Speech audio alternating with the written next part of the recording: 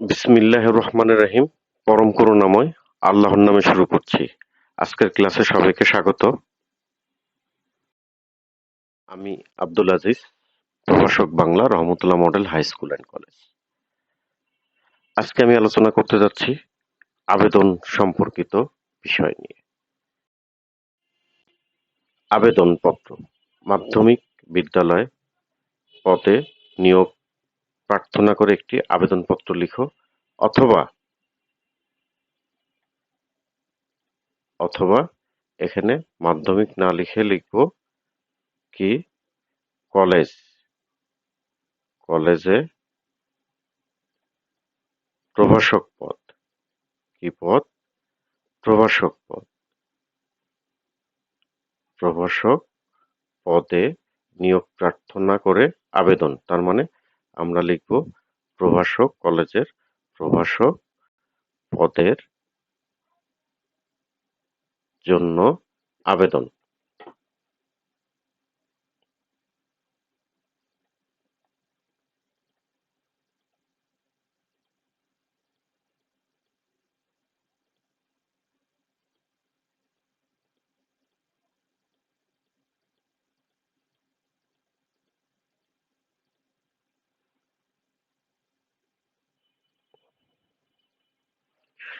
এরপরে তারিখ ৩১শে মে ২০২৪ বরাবর অধ্যক্ষ Rahmatullah model high school and college, Lalbagh road, ১২১১। বিষয় প্রভাষক বাংলা পদে নিয়োগের জন্য আবেদন। এখানে যদি স্কুল হয় তাহলে হবে প্রধান শিক্ষক,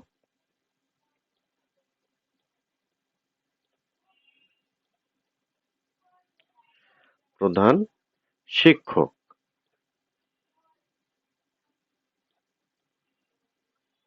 প্রধান শিক্ষক।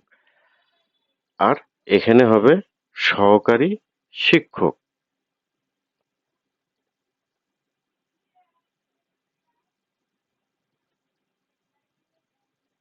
সহকারী শিক্ষক।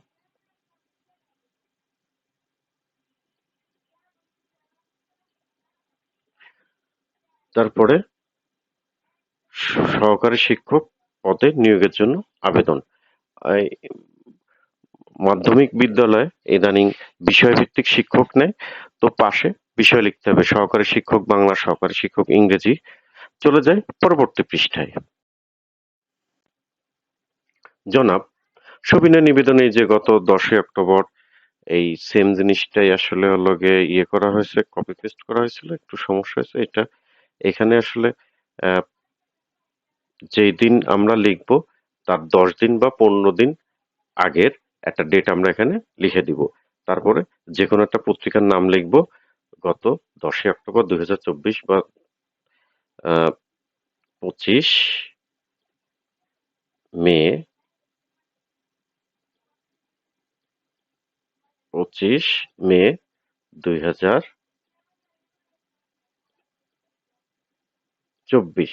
25 মে 2024 তারিখে দৈনিক প্রথম আলো পত্রিকায় প্রকাশিত বিজ্ঞপ্তি মারফত জানতে পারলাম যে আপনার শিক্ষা প্রতিষ্ঠানে কিছু সংখ্যক প্রভাষক অথবা সহকারী শিক্ষক,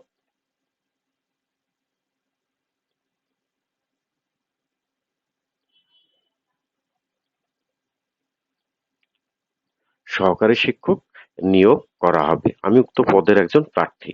প্রার্থিত পদের সমর্থনে আমার জীবন বৃত্তান্ত সহ প্রয়োজনীয় তথ্যাবলীর বিবরণ নিম্নে উপস্থাপন করলাম। এটা হচ্ছে মূল বিষয়। একটা আবেদনপত্রের মূল বিষয়। এই জিনিসটা উপরের আগের বিষয়টা, এইটা মাঝখানতে একটু পরিবর্তন করলেই যেকোনো আবেদনপত্র আমরা লিখতে পারবো। চলে যাই পরবর্তী পেজে। নাম। এখানে শিক্ষার্থীর যে নাম থাকবে সেই নাম লিখবে। আমি লিখলাম মোহাম্মদ আলী আকবর। পিতার নাম দিলাম মোহাম্মদ সগির আলী। মাতার নাম দিলাম মোসাম্মদ রেবেকা খাতুন। স্থায়ী ঠিকানা দিলাম ক্যাডেট কলেজ পল্লী, ডাকঘর ঝিনেদা, ক্যাডেট কলেজ, উপজেলা, থানা ঝিনেদা, জেলা ঝিনেদা। বর্তমান ঠিকানা দিলাম 92 লালবাগ রোড, ঢাকা 1211। জন্ম তারিখ দিলাম 29/7/1975। জাতীয়তা বাংলাদেশী। ধর্ম ইসলাম। বৈবাহিক অবস্থা চলে আসলাম পরবর্তী পেজে। এর কিছু অংশ রয়েছে, সেই বাকিটা দেখাচ্ছি। শিক্ষাগত যোগ্যতা এখানে যেভাবে আছে এভাবে দিলেও হবে। এখানে তারিখ কিছু, অর্থাৎ এসএসসি যখন হবে তার ২ বছর পরে হবে এসএসসি, তার ৪ বছরের ভিতরে শেষ হবে অনার্স, আর ১ বছরের ভিতরে মাস্টার্স, এরপরে অন্যান্য পরীক্ষা দিলে এখানে এইভাবে থাকবে। অর্থাৎ এসএসসি, এইচএসসি, অনার্স এবং মাস্টার্স। এটা প্রথম হলো গিয়ে যেই সালেই এসএসসি দেয় তার ২ বছর পরে হবে এসএসসি, তার ৪ বছর পরে হবে অনার্স, আর ১ বছর পরে হবে মাস্টার্স। এইভাবে লিখতে হবে। এরপরে অভিজ্ঞতা। অভিজ্ঞতা কি? স্থানীয় একটি বিদ্যালয়ে একজন শিক্ষকের অনুপস্থিতিতে ১ বছরের শিক্ষকতার অভিজ্ঞতা রয়েছে। প্রায় আবেদনপত্রের শেষে চলে আসছি, একদম শেষ মুহূর্তে চলে আসছি, চলে যাই।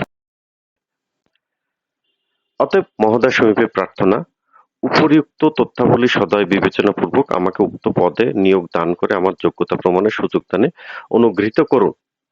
এই জিনিসগুলো মুখস্থ রাখতে হবে। যেকোনো আবেদনপত্র আসলে এই বিষয়গুলো এখানে তুলে ধরতে হবে। নিবেদক আপনার বিশ্বস্ত মোহাম্মদ আলী আকবর। এরপরে দিতে হবে সংযুক্তি, মানে আমি এই চাকরির জন্য আমার কি কি কাগজ লাগে, সকল শিক্ষাগত যোগ্যতা সনদের সত্যায়িত কপি, পাসপোর্ট সাইজের ২ কপি ৪ কপি ছবি, আহ, পাসপোর্ট সাইজের ২ কপি সত্যায়িত ছবি, এটা ভুল আছে, এটা হবে না। ৩, জাতীয় পরিচয়পত্রের সত্যায়িত কপি, অভিজ্ঞতা সনদের সত্যায়িত কপি, ব্যাংক ড্রাফট, নম্বর, তারিখ, ব্যাংক, অর্থাৎ আবেদনপত্রের মূল যে জিনিসটা সেটা হচ্ছে ব্যাংক ড্রাফট। ব্যাংক ড্রাফট থাকতেই হবে। ব্যাংক ড্রাফট না থাকলে আবেদনপত্র সংগৃহীত বা গৃহীত হবে না। চলে যায় পরবর্তী পেজে। পদের নাম সহকারী শিক্ষক অথবা লিখতে পারি কি প্রভাষক।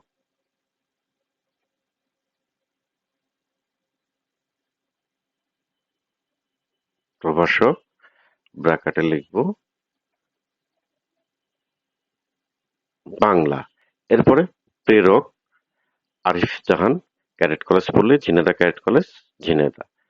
তারপরে প্রাপক প্রধান শিক্ষক নিউ একাডেমি উচ্চ বিদ্যালয়, ঝিনাইদহ।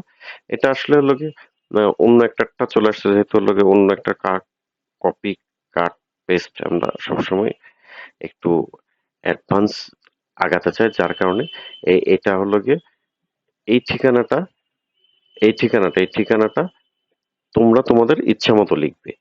তোমাদের যে লিখবে তার ঠিকানা হবে এটা, তার অ্যাড্রেস হবে এখানে, আর যাকে লিখবে তার ঠিকানাটা থাকবে এইখানে। এই হচ্ছে একটা আবেদনপত্রের মূল ফরমেট বা মূল বিষয়। এইভাবে যদি তুমি সাজিয়ে লিখতে পারো তাহলে ১০-এর ভিতরে ৮, ৯, ৭, ৮, ৯ অবশ্যই তোমাকে দিবে। কথা না বাড়িয়ে শেষ করছি। সকলকে অসংখ্য ধন্যবাদ। আগামী ভিডিওতে আরেকটি বিষয় নিয়ে আসবো।